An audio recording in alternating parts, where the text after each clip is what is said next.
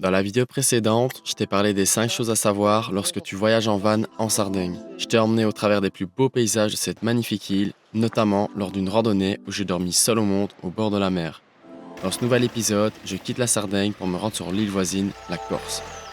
Ok, bienvenue dans une nouvelle vidéo. Je pars direction le port de Santa Teresa Gallura. Je vais aller prendre le ferry pour Bonifacio, donc direction la Corse. Ça va être encore une fois une nouvelle étape de ce voyage. Ici, je suis parti pour une grosse semaine. C'est un peu moins construit que ce que j'ai fait en Sardaigne. C'est-à-dire que j'ai pas l'occasion de faire une boucle. J'arrive au sud, je repars au nord. Quelques étapes de prévues, un ou deux treks bien intéressants, des plages magnifiques à voir. Et donc on part de suite direction le port de Santa Teresa et je t'emmène avec moi, je vais te montrer tout ça.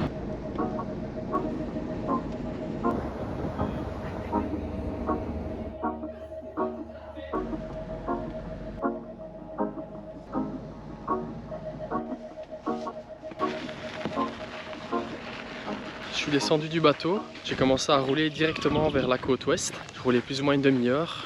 Je dois admettre que les vues sont déjà magnifiques et que ça ressemble assez fort à ce que j'ai vu en Sardaigne. Alors ça fait énormément bien d'entendre à nouveau des gens qui parlent français. Et là je me suis arrêté à Rocapina, donc je vais aller voir la plage de Rocapina. Et je vais également faire une petite ascension jusqu'à un point de vue parce que sur place il y a le lion de Rocapina, donc c'est un magnifique rocher qui est perché comme ça un petit peu en altitude avec une belle vue sur la vallée. Donc j'ai hâte de découvrir ça et j'ai hâte de découvrir la Corse. Ah, c'est magnifique, cette vue à 180 degrés.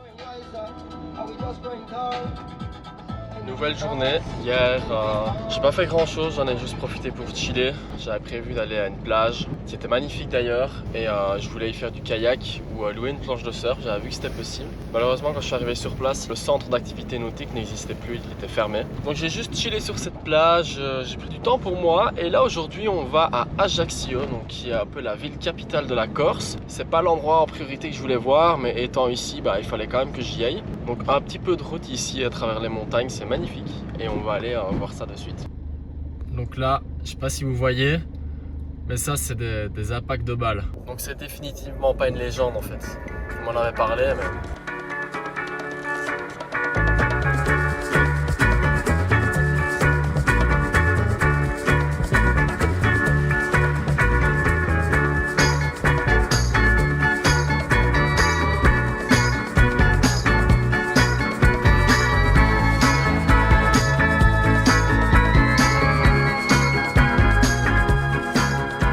Bonifacio, gros coup de cœur.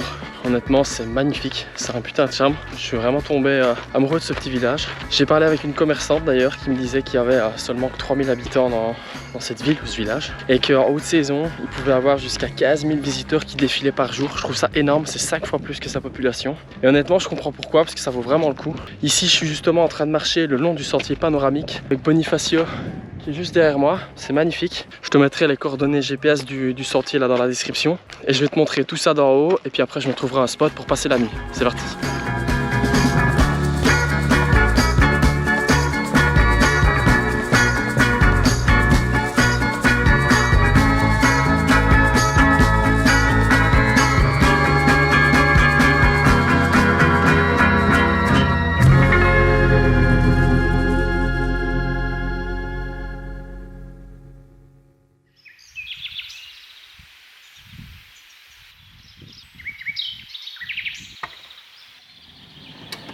Ça fait 3 jours que je suis en Corse et ça fait 3 jours que je suis totalement seul sur les spots que je visite.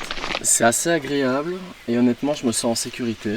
Une question qu'on me pose régulièrement, c'est est-ce que je me sens pas trop seul en voyageant solo en véhicule aménagé? En fait la réponse c'est non. Et ce qu'il faut savoir c'est que la solitude en fait je l'ai choisie. Et moi j'ai une vision assez particulière en fait de la solitude. Ce qu'il y a c'est que je me dis que la solitude elle peut d'une part être totalement désagréable et vraiment difficile à supporter quand tu la subis. Et paradoxalement en fait quand tu choisis la solitude, je trouve qu'elle peut être totalement extraordinaire. Justement en voyageant seul, ça te permet de prendre d'autant plus de temps pour toi, de te recentrer sur des choses simples, faire des choses que tu n'avais pas spécialement le temps de faire dans ta vie de tous les jours, c'est-à-dire lire un livre, regarder un truc en ligne, t'occuper, suivre une formation, ou simplement méditer, faire du sport, aller te balader, des choses qu'au final on fait dans notre quotidien, peut-être juste le dimanche après-midi. Moi vraiment ce que j'ai envie de dire par rapport à ça, c'est que je souhaite à tout le monde en fait au moins une fois de voyager dans sa vie en solitaire et d'expérimenter cette chose en fait. Je trouve que ça apporte plein de bonnes choses, plein de réflexions, prendre le temps de t'ennuyer également, de réfléchir sur ta vie, de réfléchir sur des projets que tu as envie de faire, des choses que tu as délaissées, etc. Et ça peut être que être productif en fait. Alors je suis pas en train de dire que c'est toujours facile et qu'il n'y a pas des moments parfois un peu compliqués. C'est sûr que quand tu es seul, tu dois faire tout seul. Par exemple le soir, je dois cuisiner, je dois faire la vaisselle, je dois préparer le van, je dois tout en faire tout seul. Donc ça prend énormément de temps. Et c'est aussi un mode de vie dans lequel il faut accepter de faire les choses beaucoup plus lentement en fait. Et ça quand tu comprends ça, bah tu fais vraiment les choses de manière plus simple, plus agréable, tu te prends moins la tête et moi personnellement j'y vois que des avantages. Ici ce matin je vais prendre le temps justement de me faire kiffer un peu, de faire des choses simples comme j'aime. Et puis je vais reprendre la route vers le sud, donc je reviens un peu sur mes pas et je vais aller faire quelques plages, quelques spots, direction Porto Vecchio. Je vais visiter des amis et puis je vais monter progressivement vers le nord, ça c'est le plan. Voilà. Bon, ça il faudra que je le mette chargé.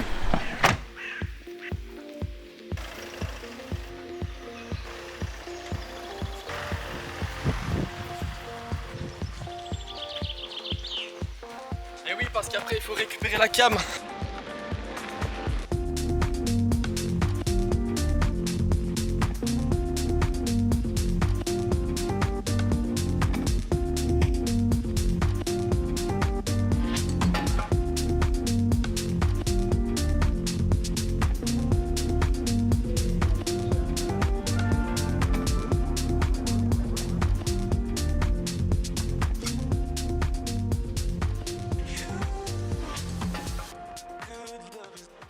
Bienvenue sur cette nouvelle partie de vidéo. Ces derniers jours là, je les ai passés dans la zone de Porto Vecchio. J'ai capté des amis, donc j'ai passé un peu de temps avec eux. Puis je suis aussi allé voir la grotte de Saint-Antoine qui était magnifique d'ailleurs, c'était pas prévu. Ça vaut vraiment le coup, c'était très beau. Et là je suis en train de remonter du coup vers le centre de l'île. Tout doucement je me dirige vers le nord, vu que je prends le ferry à l'île Rousse fin de semaine. Je viens de faire un stop au lac de l'Hospédale pour grignoter un petit bout. Lac magnifique d'ailleurs, là je suis en train de le longer, il est très joli. Alors au programme, il va y avoir une cascade, il doit y avoir des chutes d'eau normalement, un trek, randonnée, donc pas mal de choses de prévues. Et je te reprends de suite quand je suis arrivé au premier endroit. Alors justement pour cette fin de voyage en Corse, j'avais besoin de me reconnecter un peu avec moi-même. Et pour faire ça, j'ai une solution simple. M'écarter du monde qui m'entoure, tenter de m'isoler un maximum de toute distraction, éloigner mon portable et ses notifications qui nous plongent dans le néant des réseaux sociaux sans jamais vraiment nous connecter les uns aux autres au final. Et je dis ça alors que je crée du contenu et que tu es en train de regarder cette vidéo sur YouTube, mais honnêtement, j'ai l'impression qu'à l'heure actuelle, on n'a jamais été autant stimulé et isolé à la fois. On n'arrive plus à être seul, c'est un fait. Lorsqu'on se balade en rue, combien d'entre nous passent plus de temps sur leur téléphone qu'à regarder et écouter ce qui se passe autour de nous? Dans ce voyage, un de mes objectifs était justement de réapprendre à prendre le temps. Le temps de m'ennuyer, de réfléchir sur ma vie et de ne rien faire en particulier au final. Comme j'ai déjà dit dans cette vidéo, j'encourage chacun d'entre nous à expérimenter cette expérience un jour dans sa vie. Assez bizarrement, j'ai l'impression que c'est dans ce genre de moment que j'ai réussi à trouver des réponses à certaines questions, des solutions à des barrières que je m'étais fixées et surtout à dépasser certaines de mes peurs.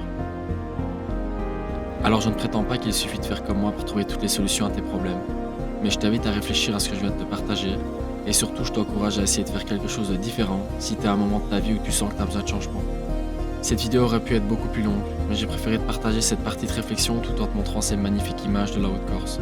Je t'ai annoté toutes les balades que j'ai réalisées, tu peux d'ailleurs retrouver en description certains des tracés que j'ai suivis de ces randonnées, et si tu as des questions, surtout, n'hésite pas à me contacter.